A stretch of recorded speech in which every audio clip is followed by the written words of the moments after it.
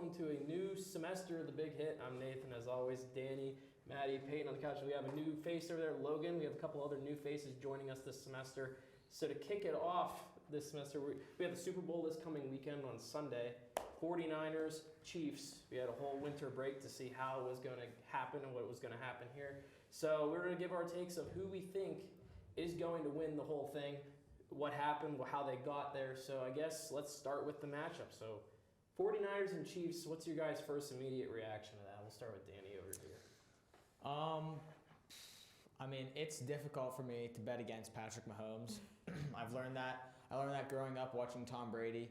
When there's a guy as dominant at the quarterback position as Patrick Mahomes in a championship game like the Super Bowl or playoff games, it doesn't matter how much better the 49ers team is than Patrick Mahomes. He's going to win that game.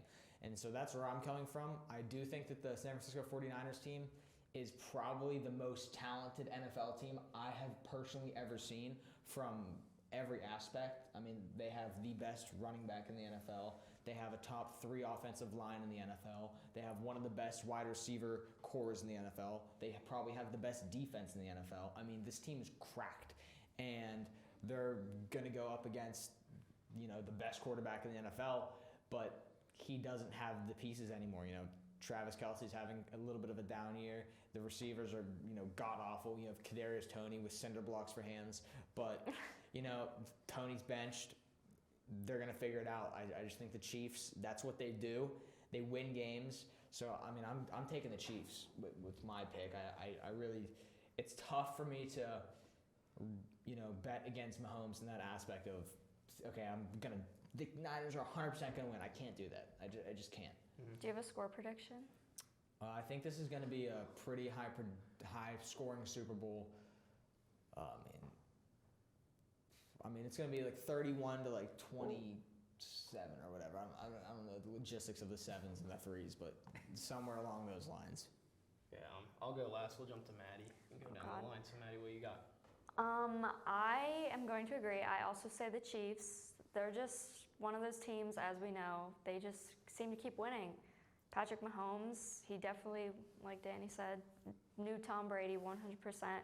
They've been, 5 times or 4 times out of the past 5 or 6 years, something like that.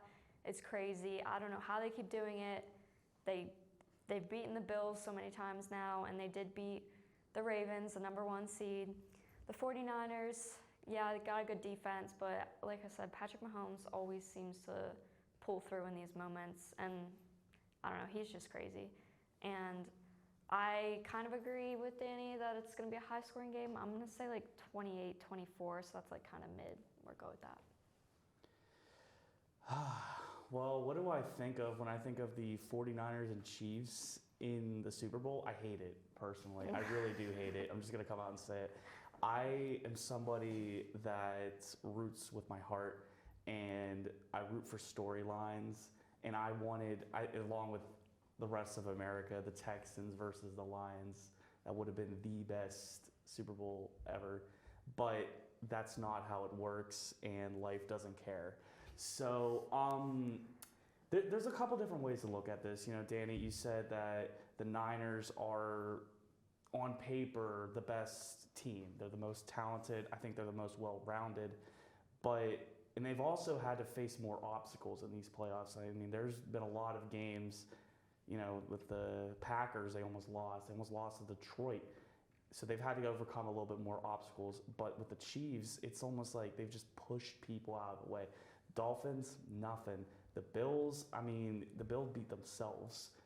So the Chiefs, it's so tough. It really is so tough. I want the Niners to win. I don't want another Chiefs ring to add to Mahomes' finger. But this is the making of a dynasty right here. If they can win, this will submit them as a modern dynasty. I mean, this is like, what is it? If they win, it'll be three rings within the past 5 years.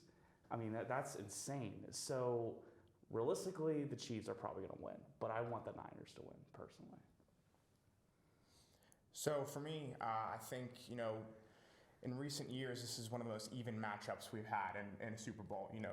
we've seen both these teams overcome adversity this season. You know, the Chiefs had a rough spot where, you know, the receiving game was not good at all, and they lost a few games in a row. You know, they lost to the Raiders, you know, a team that, you know, everyone thought that the Chiefs would easily beat, you know, and, you know, the 49ers went through a sort of a rough patch in the year. They lost 3 games in a row, you know, and I feel like, you know, these teams are so evenly matched that it's hard for us to truly pick who's the better team in the Super Bowl. You know, I feel like in the beginning it's going to be all Chiefs because, you know, this defense, especially in the postseason, has sort of come alive. You know, especially in this Ravens game. You know, the Ravens just could not get past this Chiefs defense, and I feel like Christian McCaffrey is going to have trouble running through this Chiefs defense in the first half. And I think at halftime the Chiefs are going to be up. But as we've seen in the past in this season, the 49ers, they answer pretty well to being down at halftime. And I think the 49ers are going to make some adjustments that the Chiefs will not be able to stop. I think, you know, George Kittle's going to get open. Chris McCaffrey's going to find those holes to run through. And I think this is going to come down to a field goal, 27-24 49ers. Okay, I like those picks. I guess I'll get mine now. I liked everything you guys said over there about the 49ers and Chiefs, respectfully. This is the Super Bowl. I will just say this has been probably one of the weirdest NFL seasons that I can remember. Almost every team had quarterback issues, and like you think of it, only about 2 or 3 teams didn't have any issues, and 2 of those teams are right here in this game. It's been Brock Purdy, Patrick Mahomes all season long. Here's the thing about this matchup that worries me is, can Brock Purdy actually do it and actually figure things out? Because everyone says he's a system quarterback. Everyone doesn't like to respect Brock Purdy. He was the last pick in the draft, which I understand. A lot of people like overhyping him. Is he good? Is he bad? No one knows. Is he getting a lot of help by his offense? Is he doing it himself? I think it's a mix of everything. But this is last time they were in the Super Bowl when they had this matchup. I think it was 3 years ago. It was very recent. It was Garoppolo versus Mahomes. This time, this is Brock Purdy's biggest moment in his career, and I think we everyone in the league is going to figure out a lot about Brock Purdy and figure out if he is the guy or not. Personally, he does have a lot of skill. If he does win the Super Bowl, he's going to win a lot of people over finally. I think if people don't like him already, like I'm 50-50 on him, but if people are just thinking he's the worst quarterback ever, that's just them hating on Brock Purdy, I think. He's good. I will say, though, he is definitely a system quarterback because he has talent all around him. But it's going to depend on if he can figure it out in the big moment when it matters. I remember last year against the Seahawks in the playoffs, it did not go well for him, but they still ended up winning that game. But he's had a very solid playoff run. The Packers game was kind of iffy at the start. It took him a while to get going. I'm very worried that that's going to be the case for the 49ers in the Super Bowl. It could go very slow at the beginning. He needs to have a very good start. I like what you said about McCaffrey against the Chiefs' running defense because the Ravens couldn't do anything. And they had a very good running back core plus Lamar Jackson. And Lamar Jackson did not look good at all in that playoff game. He did not look like the MVP in that game at all. They made him look stupid out there on the field at times. That whole offense looked stupid. And that's just not the Steelers fan of me hating the Ravens, but like they did not look good at all. For that case, I want to take the 49ers, but I think they're going to start out slow having this young, slightly inexperienced quarterback in this stage of his career. I think they could go back and do it later in their career. I'm going to take the Chiefs as much as I don't want to take the Chiefs. I think it's not going to be as high scoring as people think just because of a slow start possibly in this scenario. I'm going to take 27-18, something weird like scoregami type of thing is going to be in there, a couple field goals. I'm going to take the Chiefs. Yeah. I just want to get everyone's opinion because I know you were talking about Purdy and, you know, some of the comments made against Purdy. You know, I think Cam Newton was the big guy who kind of said, you know, this Brock Purdy guy's a game manager. What are your guys' thoughts on that comment? Is it true? You know, we always hear these people say, you know, Brock Purdy's a game manager. The only reason he's able to make completions is because all of his receivers are star receivers that get open, you know. And I feel like Brock Purdy has the ability to silence all these people. You know, I feel like just because he's a low draft pick, people just think, you know, he's not good. You know, his receivers just do the work for him. And I think I have to disagree. I think, you know, I think that people just really don't give him the respect he deserves, and I think that with this Super Bowl, he finally has a chance to prove himself. Honestly, so this is what I think with the whole like game manager, whatever. If it works, it works. It doesn't matter what anybody thinks. If you're Brock Purdy, you're only going to worry about Brock Purdy and winning that Super Bowl. If it works, having the high-end talent, take advantage of it. That's why they surrounded you with that talent.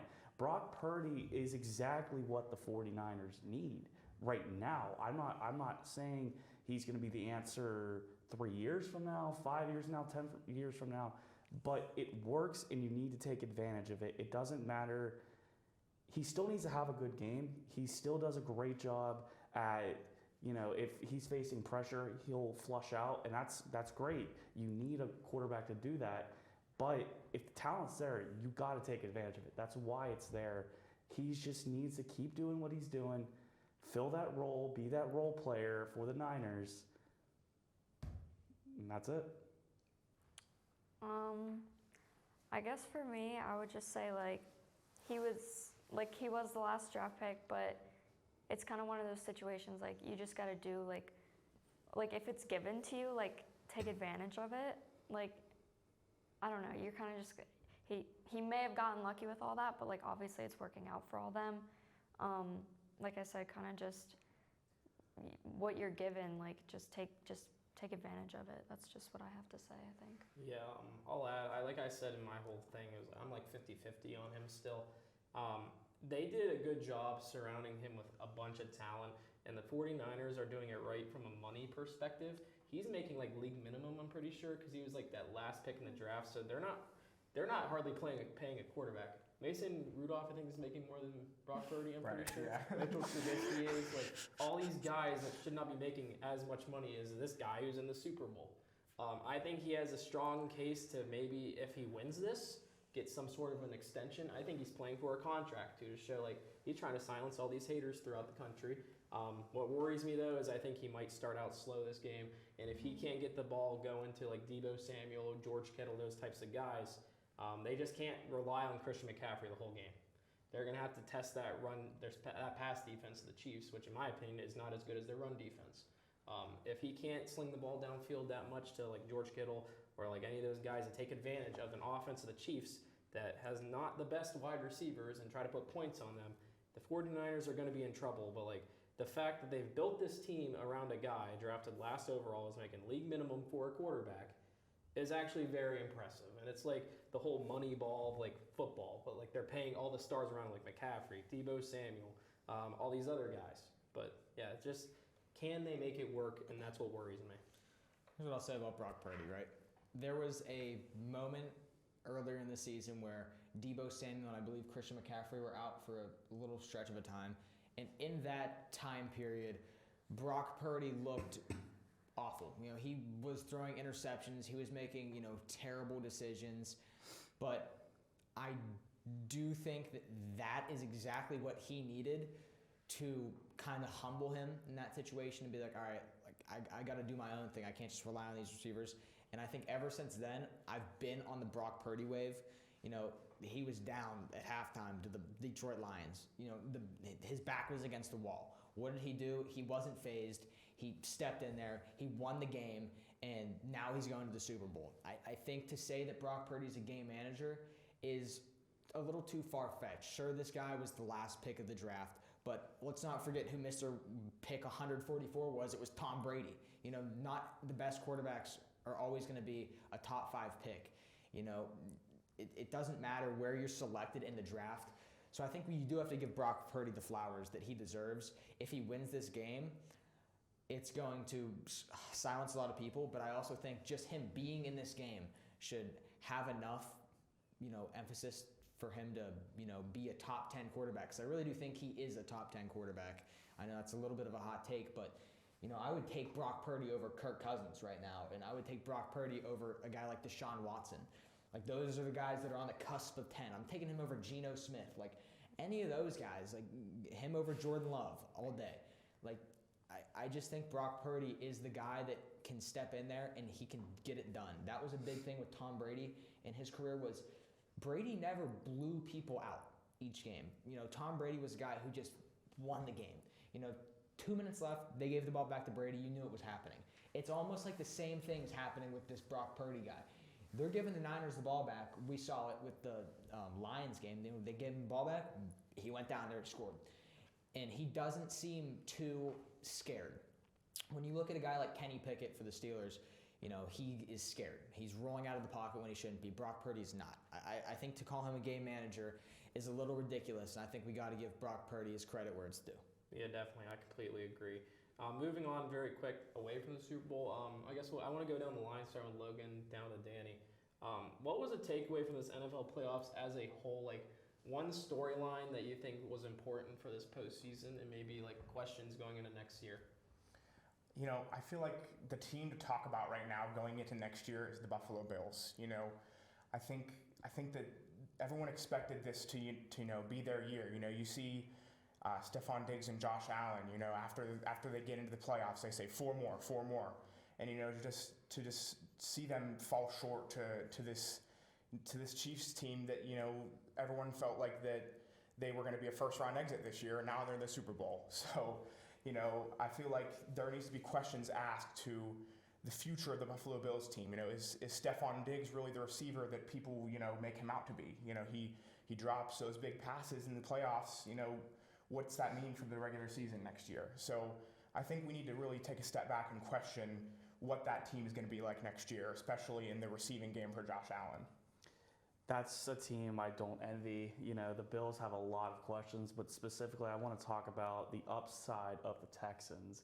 This, for them, you know, they didn't get to the Super Bowl, but this is a team you all got to watch out for. I mean, if it hasn't already been made clear, C.J. Stroud leads rookies in passing yards, am I correct?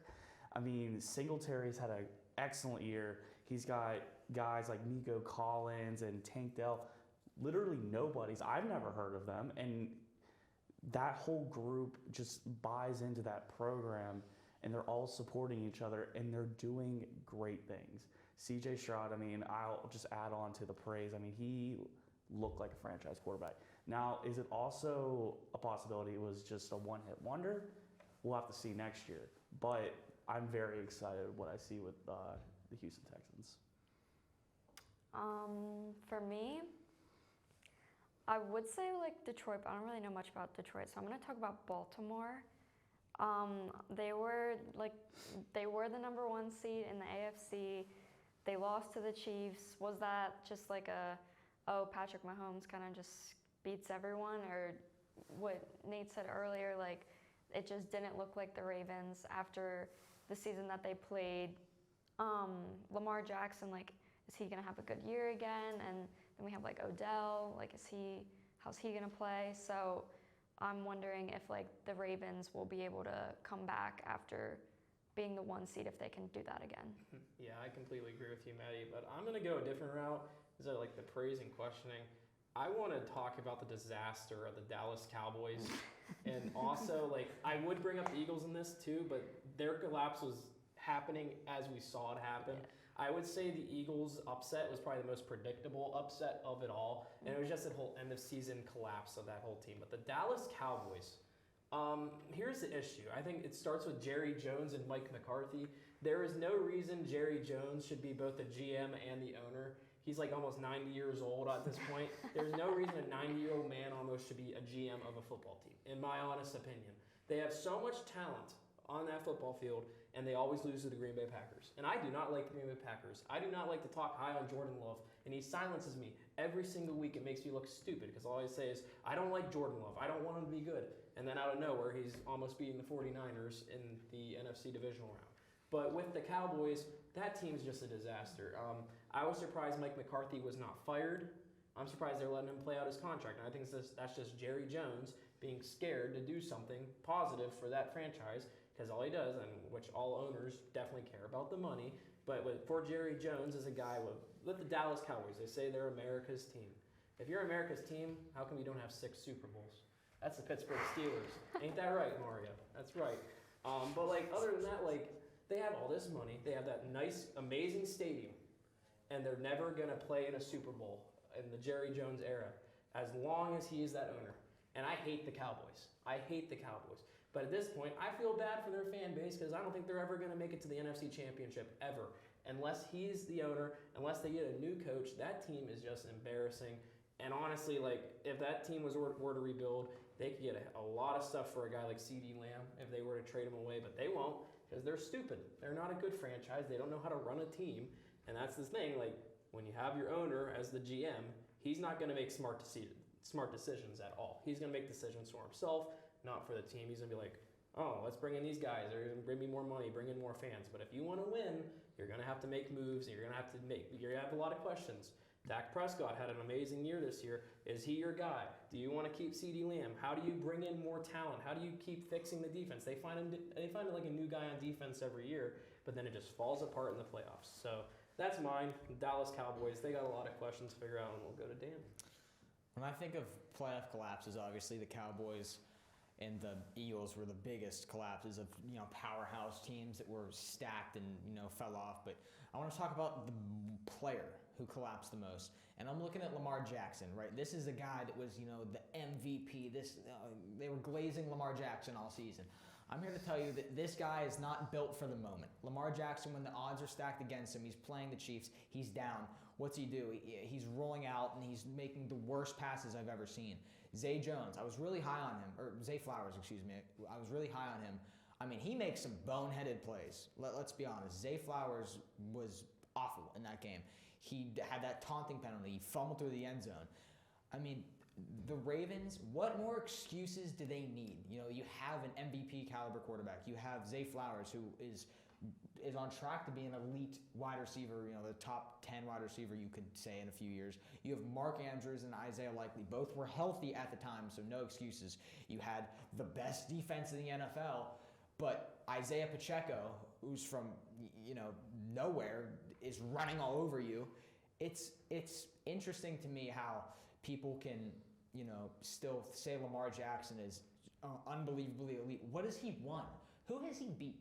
When's the last time you've seen Lamar Jackson step into a game and absolutely, be an underdog and beat a team that's better than him? It doesn't happen. Lamar beats bad to mediocre teams and they glaze him in the media. So I'm off Lamar Jackson. That might be biased. I'm a Steelers fan, but I think we gotta start looking at Lamar Jackson as more of is this guy a fraud, instead of, is he a superhero? Because I'm out on Lamar Jackson. I'm done. Okay, well, those are some fun takes. Our Super Bowl prediction seems like a lot of us have the Chiefs, a couple 49ers, a little bit of love in there. But thank you all for watching this episode of The Big Hit, first episode of the semester. We got a lot of fun stuff, a lot of new faces, hoping to get on camera this semester as well. And we will see you next time. Have a good day, everyone. What's going on, guys? It's Danny. Doing a little bonus segment here. We interviewed some people on the street, Swifties in particular, and asked them just the most bogus questions, totally made up questions about the Super Bowl and about Taylor Swift. And we're going to see if they go with it. And newsflash, they do. So here we go.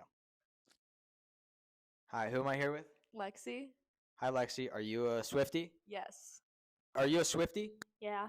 Are you a Swiftie? Yes. Are you a Swiftie? Yeah, Are you a Swiftie? I would say so. Are you a Swiftie? Yes. What are your thoughts on the rumor that Taylor Swift might make a surprise at the Super Bowl halftime performance when she's going to ride out in a giant unicorn and sing a duet with a holographic version of Tom Brady? Personally, I think that's a very bad idea because so many people don't like when Taylor Swift is there in the audience already. So I think it's a horrible idea. Did you hear about that rumor? Yes. What are your thoughts on Brock Purdy, the quarterback for the San Francisco 49ers, saying, and I quote, "Taylor Swift really isn't all that. Personally, I think she's mid as hell, and I ride with Kanye." Wow, that's not nice, considering Taylor Swift got Travis Kelce, so clearly she's not all that mid. So, What are your thoughts on the NFL planning on granting Taylor Swift her own NFL expansion team in the future? Would it be a team of all Swifties? No, it would be like her own NFL team. She can control it. Yes. Because she would probably have them do like a dance routine. And have you heard that rumor before? Yes. Where at? ESPN. What do you think about the rumor that Taylor Swift is going to make a surprise halftime performance at the Super Bowl where she's going to ride in on a giant unicorn and sing a song with a holographic version of Tom Brady? I saw that on TikTok, and I think that's actually really cool. Like, I would love to see that happen. What are your thoughts on Jason Kelsey saying on him and Travis's podcast that he actually had dibs on Taylor Swift first? That's weird because he's married. What are your thoughts on the Chiefs planning to wear a special patch on their uniforms next year to commemorate Taylor Swift for the next season because of all she's done for the team? I think that's awesome. Man, Because she's brought in so much money, and daughters and fathers now watch the Chiefs. all right. Obviously, you heard Brock Purdy's quote about Taylor Swift where he said, and I quote, "Taylor Swift really isn't all that. Personally, I think she's mid as hell, and I stick with Kanye." You know what? I think I read that on Twitter and I was appalled. I mean, it's Taylor Swift. She's easily the best artist. I mean, look at her. She's got Travis Kelsey. She's got probably everybody on the football team drooling over her. All right, what are your thoughts on Brock Purdy, the quarterback for the San Francisco 49ers, saying, and I quote, "Taylor Swift really isn't all that. Personally, I think she's mid, and I ride with Kanye." I get that because I love Kanye too, and like I get Taylor Swift's overhyped, but like I love Taylor Swift. Do you think what Brock Purdy said was mean? No, he's like really cute. Shout out Brock Purdy. What are your thoughts on Usher, who's doing the Super Bowl halftime show, who said he's letting Jackson Mahomes be one of his backup dancers? I thought it was really cool that he was letting him get involved. And where did you hear that news? I saw it on TikTok when I woke up. It was like one of the first few that I saw.